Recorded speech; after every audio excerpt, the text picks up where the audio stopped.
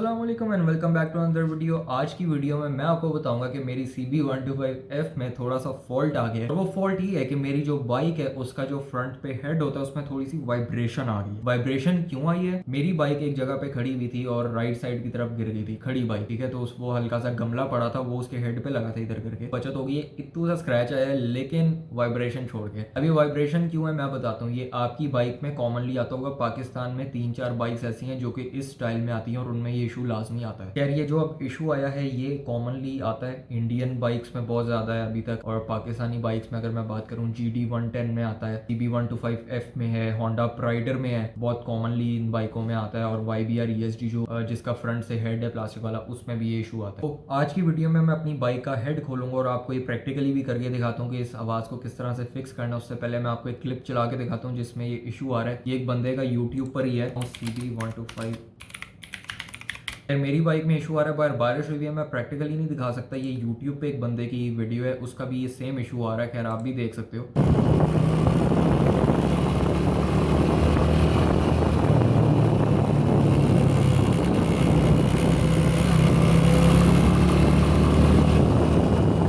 तो खैर, ये सेम इशू मेरे साथ भी आ रहा है। अब इसको मैंने फिक्स करना है। अभी तो मुझे ये देखना है कि वाइजर से आवाज़ है कि हेडलाइट से आवाज़ है। अब आपकी बाइक में कौन सी वाइब्रेशन है ये चीज़ ज़रा आपको फिगर आउट करनी पड़ेगी कि आपकी जो बाइक वाइब्रेट कर रही है, पूरा हेड हिल रहा है, डैशबोर्ड के कवर्स हिल रहे हैं, हेडलाइट हिल रही है या फिर वाइजर हिल रहा है, क्योंकि काफ़ी सारी चीज़ों में डिवाइड होता है। तो ये ज़रा आपने चेक करना है। मेरे केस में या तो हेडलाइट से आवाज़ है या तो वाइजर से आवाज़ है। मैं आपको एक बार बाहर जाके अब चेक कराता हूँ, आ जाओ। तो वही गिराज में मैं आ गया और अब ये देखो, हिल रहा है, आवाज़ नहीं है। और अगर मैं ये दिखाऊं, ये देखो हेडलाइट से आवाज़ आ रही है। देखा है, हल्की सी टिक टिक। ये जब बाइक चलती है ये टिक टिक बढ़ जाती है और सारा ख़राब कर देती है। ये चीज़ ये बिल्कुल स्मूथ है, लेकिन ये देखो हेडलाइट का मसला है। हेडलाइट खरक रही है। बाइक पे जब गिरी थी ये वाला जो स्क्रैच है ये पड़ा है। खैर, बचत हो गई है अल्हम्दुलिल्लाह, मेरा कुछ टूटा नहीं है गिर के, लेकिन ये स्क्रैच पड़ा है और ये इशू इसमें आ गया। अब इसको हम खोलेंगे वही पहले जिस तरह मैंने बताया था। इसके 4 नट हैं, एक ये, एक दूसरी साइड पे और एक ये, और सेम दूसरी साइड पे। ये उतारने में मुझे सिर्फ 2 मिनट लगे हैं। 1 सेकंड, इसको मैं ज़रा सेट करके कहीं पर रख लूँ। ये रहा जी हमारी बाइक का हेड। ये मसला कर रहा है मेरी बाइक में। तो खैर, अब इशू किधर से आ रहा है ये चीज़ अब फिगर आउट करनी है। फ्लैश मैंने ऑन कर लिया ताकि अच्छे से नज़र आए। ये वाले क्लिप्स से जिनकी मैं बात कर रहा था, देख रहे हो लूज़ है, ये देखो। ये वो क्लिप्स हैं जो अगर आपकी हेडलाइट को, ये आपकी हेडलाइट है, इसको और इसको जोड़ के रखता है। तो फाइनल यही हुआ है। ये वाले जो क्लिप्स हैं ये और ये, इसको हम टाइट करेंगे। ये वो क्लिप्स हैं, आप इसको यहाँ से थोड़ा सा उठा के ऊपर वाली साइड से, ये असल में ना लॉक्स के अंदर होते हैं, आगे से जाके लॉक है ये। तो इसको थोड़ा सा उठा के आप पीछे की तरफ खींचोगे, क्लिप आपका बाहर आ जाएगा। थोड़ा सा ये आपको करना पड़ेगा। अगर आप काम से जान छुड़ाना चाहो तो आप एल्फी भी लगा सकते हो। इसको इधर करके एल्फी से कर दो और ये फिर इधर फिट हो जाएगा बिल्कुल। एल्फी मैं नहीं करना चाह रहा, मैं जेन्युइन काम करना चाह रहा हूँ। तो खैर, आप पे अगर आपने ईजी जाना है तो एल्फी कर दो सिंपली। यार भाई, ये देखो, ये मैंने दोनों क्लिप्स निकाल के ये रख ली हैं। हेडलाइट जो है अब बड़ी लूज़ हो गई है, देख सकते हो।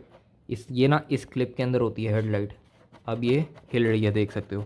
असल में मुझे अब जो समझ आई है ना वो ये सीन है कि मेरी जब बाइक इस साइड से गिरी है ना, ये देख सकते हो, ये जो स्क्रैच पड़ा हुआ है ना, ये जब गिरी है ना, ये काफी बुरा इस पे इम्पैक्ट आया है। और ये जो चीज है ये सारी इस तरह से प्रेस हुई थी, ये देख सकते हो, ये ऐसे प्रेस हुई है। और लाइट पे इम्पैक्ट आने की जगह, क्योंकि ये जो लाइट के क्लिप्स होते हैं इसके अंदर होते हैं, अब ये अगर प्रेस हुआ ना ये टूट सकता था। खैर, क्योंकि 125 किलो की बाइक है तो जब सारा इम्पैक्ट इस पे आया ये चीज टूट भी सकती थी। इंस्टेड ऑफ लाइट और ये चीज टूटती, इम्पैक्ट झेल लिया इसने, इस वजह से ये लूज हो गया और बाइक में थोड़ी सी वाइब्रेशन आई है। अब इसको हम टाइट करेंगे और फिर लगा के देखते हैं कि क्या सीन है। इसको अच्छी से मैं टाइट करूंगा और फिर इसमें फिट करता हूँ ताकि इसमें प्ले और वाइब्रेशन फिर से ना आए। खैर, क्लिप्स को टाइट करने से हमारा काम सिर्फ हो सकता है, लेकिन मैं ग्लू गन फिर भी यूज करूंगा जस्ट इन केस। ये ग्लू गन है, मैं ये कह रहा हूँ लाइट को थोड़ा सा ऊपर उठा के ना इधर कर देंगे, बिल्कुल थोड़ा सा, इसको ज्यादा नहीं करना, बिल्कुल इसको मामूली सा हम कर देंगे सेम इस साइड पे। ये करके अब क्लिप्स लगाएंगे और क्लिप के ऊपर हम ग्लू गन कर देंगे। ये मैं इसलिए कर रहा हूँ क्योंकि ये रबड़ की लेयर बना देगा, ठीक है। ये रबर होता है बेसिकली, ये रबर टाइप होता है, ये रबर की लेयर बना देगा। अगर कल को वो वाइब्रेट करता भी है लूज होके तो नहीं करेगा। मेरे क्लिप्स अच्छी तरह टाइट कर लिए हैं, अब हम लगाएंगे इसको वापस से।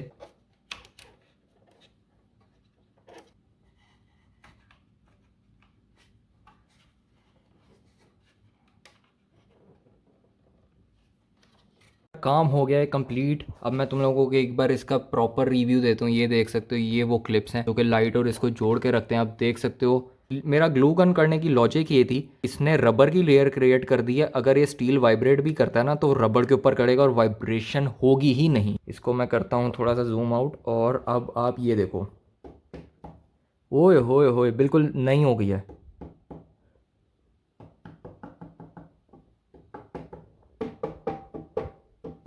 यार अब फिट करने के बाद पता चलेगा, अब इसको मैं फिट करता हूँ और फिर देखते हैं इसका टेस्टिंग रिजल्ट क्या आता है।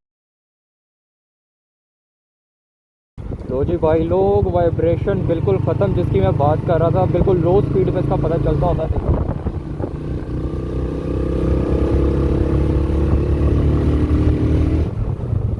बिल्कुल भी वाइब्रेशन नहीं है, अब बिल्कुल ऐसे हो गई है जैसे नहीं है। अब यहाँ पे थोड़ी सी मैं भगा के भी दिखाता हूँ।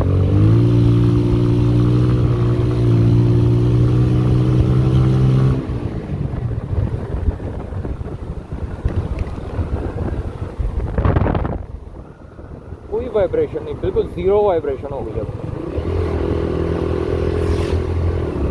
आज के लिए इतना ही। वीडियो पसंद आई हो तो लाइक शेयर और सब्सक्राइब करो। आई होप सो आपका भी इशू रिजॉल्व हो गया होगा मेरी वीडियो देख के। मिलते हैं फिर अगली वीडियो में। अल्लाह हाफिज़।